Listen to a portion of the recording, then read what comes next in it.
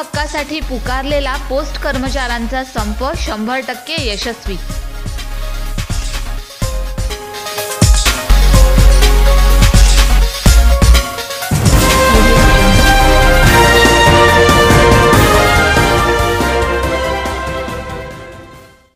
National union of postal employees आणि all India postal union यांनी संपूर्ण भारतभर दिनांक 8 आणि 9 जानेवारी रोजी आपल्या न्याय हक्कासाठी देशव्यापी संप पुकारला होता।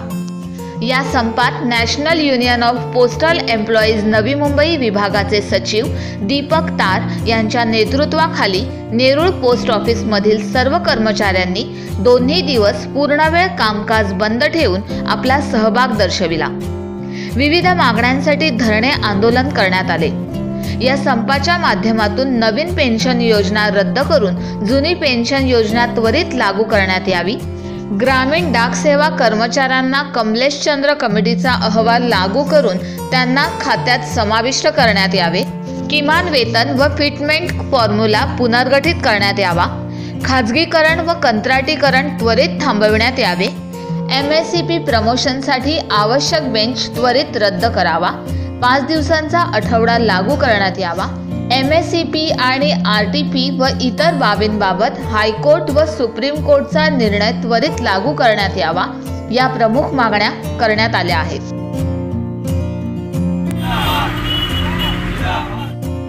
आज national union of postal employees आणि ऑल इंडिया पोस्टल एम्प्लॉईज या संयुक्त कृती समितीने 1 महिन्यापूर्वी या सरकारला, या शासनाला नोटीस दिली होती। त्याचप्रमाणे आमच्या या सर्व कर्मचाऱ्यांनी 27 नोव्हेंबरपासून ही जी ज्योत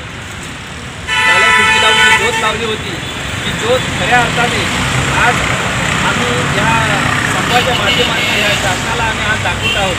मित्र, आज या टपाल कार्यालयामध्ये काम करत असताना ज्या काही आमच्या पोस्टमनच्या गंभीर समस्या आहेत त्याकडे हे सरकार दुर्लक्ष करत आहे।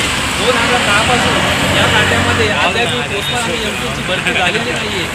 आज बघा, आज माझा नेरूळ हा पोस्ट ऑफिस आहे। नेरूळ पोस्ट ऑफिसमध्ये टोटल जर एरिया बघितला तर 58 सेक्टर या नेरूळमध्ये आहेत आणि हे नेरूळमध्ये 58 सेक्टर असताना सुद्धा इथे कर्मचाऱ्यांची स्ट्रेंथ आहे फक्त 34ची आणि 34पैकी 16 पोस्टमन आज आमच्या डिपार्टमेंटचे फक्त 16 पोस्टमन या कार्यालयात राहिलेले आहेत। बाकीच्या म्हणजे निम्म्यापेक्षा जास्त कर्मचारी ह्या पोस्टात नाही आहेत। तर मित्रांनो, मला या न्यूजच्या माध्यमातून या जनतेला, या सरकारला एवढं सांगायचं आहे की जर ह्या लोकांचे पत्रव्यवहार असो किंवा स्पीड पोस्ट डिलिव्हरी असो, नोडल असो किंवा हे आता सरकारने नवीन ज्या स्कीम ह्या राबवत आहे त्याचा आम्ही स्वीकार करतो। असं नाही आहे की आहेतच कामगारांनी हे सगळं काम करायचं आहे। तर मॅन पॉवर हा महत्त्वाचा मुद्दा आहे। दुसरी गोष्ट म्हणजे आज आमच्या आता ज्या 16-18 जागा ज्या रिक्त आहेत त्या जागी आमचे 288 वरती जे कर्मचारी काम करत आहेत त्या कर्मचाऱ्यांची सुद्धा दयनीय अवस्था ह्या सरकारने करून ठेवलेली आहे, प्रशासनाने करून ठेवलेली आहे। 288 मध्ये आज जर माणूस भाजी आणायला गेला किंवा एखादं चिकन असो, मटण असो, जे काय आणायला गेला तर 288 हे तुटपुंच्या पगारामध्ये आज ती लोक पोस्टमनच्या खांदा लावून काम करत आहेत, ही सुद्धा कमी आहे। तर आम्ही या शासनाला, या प्रशासनाला कैक वेळा आंदोलनं केली। याआधीसुद्धा आम्ही सरकारजवळ आणलो की त्या लोकांना त्यांचा जो पगार आहे तो कमीत कमी इतर राजस्थान, UP, बिहारमध्ये जर तुम्ही 593 रुपये रोज देताय तर या महाराष्ट्रामध्ये ही परिस्थिती का? कारण त्यांची काही पोटं नाहीत का? हा एक प्रश्न मोठा उपस्थित झालेला आहे। यावेळी national union of postal employees वर्ग 3 नवी मुंबईचे सचिव Sadanand Naik, all India postal union Navi Mumbai सचिव Suresh Gade, national union of postal employees Navi मुंबईचे सचिव दीपक तार तसेच पोस्ट ऑफिस नेरूळमधील सर्व कायमस्वरूपी तसेच सर्व कंत्राटी कर्मचारी मोठ्या संख्येने सहभागी झाले होते। 2014 साली भाजपा सरकार केंद्रात आले आणि अच्छे दिनचे स्वप्न या कामगारांना सुद्धा दाखवले। प्रत्यक्षात अच्छे दिन तर नाहीच नाही, मात्र या पोस्टल कर्मचाऱ्यांचे पूर्वी ज्या सुविधा होत्या त्या सुद्धा कमी केल्या।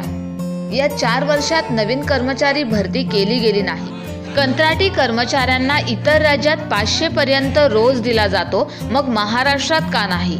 असा खडा सवाल करीत येत्या निवडणुकीपर्यंत आमच्या मागण्या पूर्ण झाल्या नाही तर आम्ही नक्कीच आमचा दणका दाखवून देऊ असा इशाराच या संतप्त कर्मचाऱ्यांनी या सरकारला दिला आहे.